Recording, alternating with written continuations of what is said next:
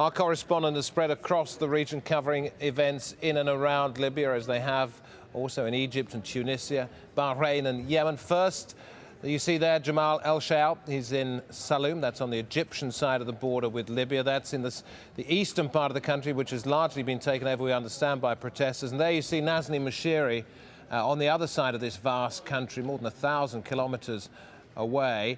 She's at a place called AlJazeera on the Tunisian-Libyan border.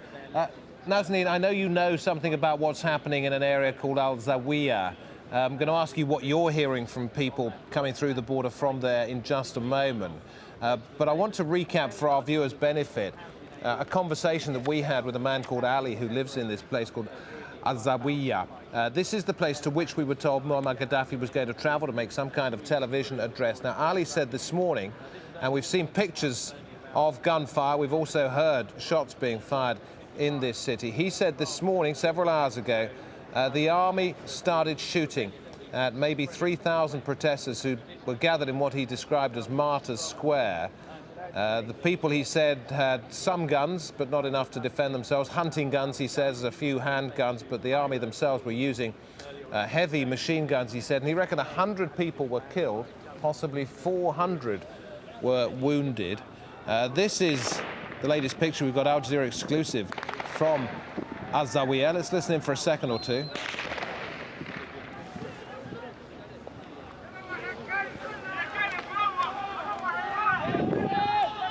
And Ali, as we were interviewing him, said he expected the army to return after dark, but that the protesters would not go away from the square.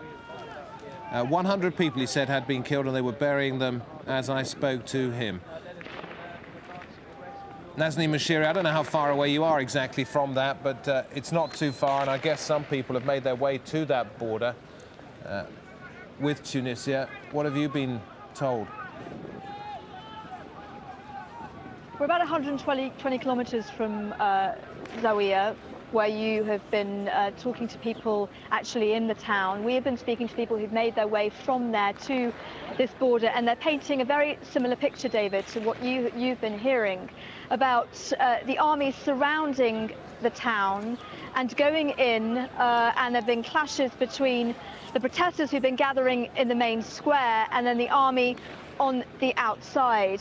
Now, we spoke to one man who made his way from Zawiya to this border, particularly frightened because he says he is on a list of names which the Revolutionary Committee, they're a committee who are pro-Gaddafi, have been compiling of people they are looking for and searching for right now.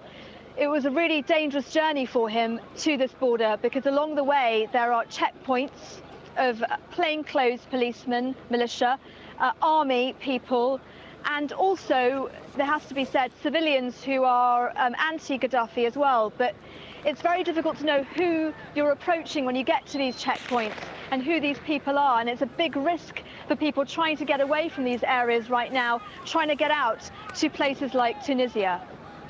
Nazneen, Al-Qaeda in the Islamic Maghreb, an organisation we've heard of in the past, expected to hear from at some stage during all of this.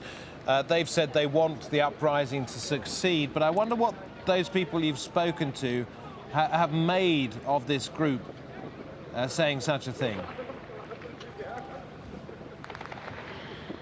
Well, I have to say this group is probably more prominent in Algeria than it is here in Tunisia, but there is a lot of strong feeling towards what is happening in Libya right now, and people have been protesting here in Tunisia and in Algeria as well.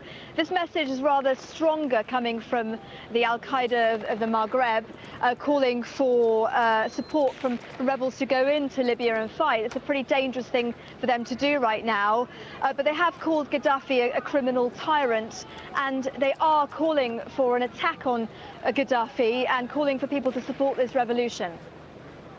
All right, Nazneen, thank you very much indeed. All right, this is Julian Assange. This is a story out of the UK. Story out of the UK where Julian Assange, the founder of WikiLeaks, has lost his fight against extradition, or certainly his first court appearance against extradition, it being ruled that he can be sent to Sweden to face questioning over allegations of sexual misconduct. He's been talking just a few minutes ago in the UK.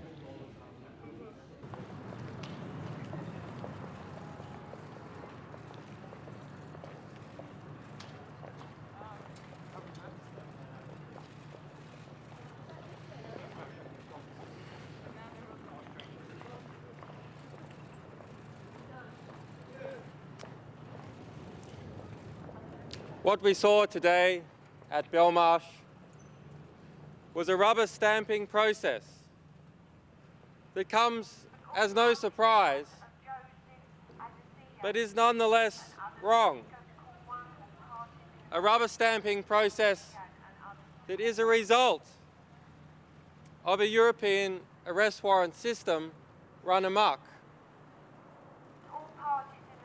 There was no consideration during this entire process as to the merits of the allegations made against me. No consideration or examination of even the complaints made in Sweden. And of course, we have always known that we would appeal. We have always known that in all likelihood we would have to appeal. 95% of European arrest warrants are successful. That is something that Fair Trials International has rightly condemned.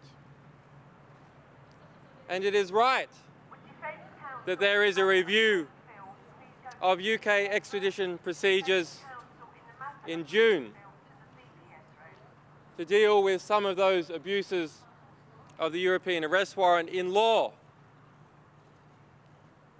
and for abuses relating to other countries such as the United States.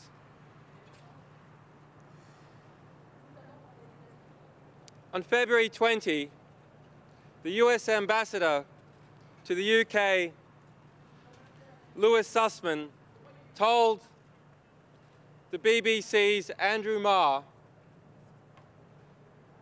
that the United States, in relation to its ongoing investigations and attempts to charge me with espionage, that it would have to see what happened here today with the British courts. Why is that? We're going to go from Julian Assange to Libya. What does the Libyan United state States television, we can see it here, listening to Muammar Gaddafi talking.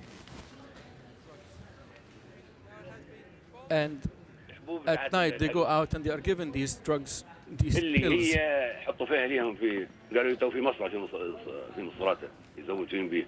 They are supplied from Misrata, from حطوا في المشروب. a factory. Then they add it to their milk.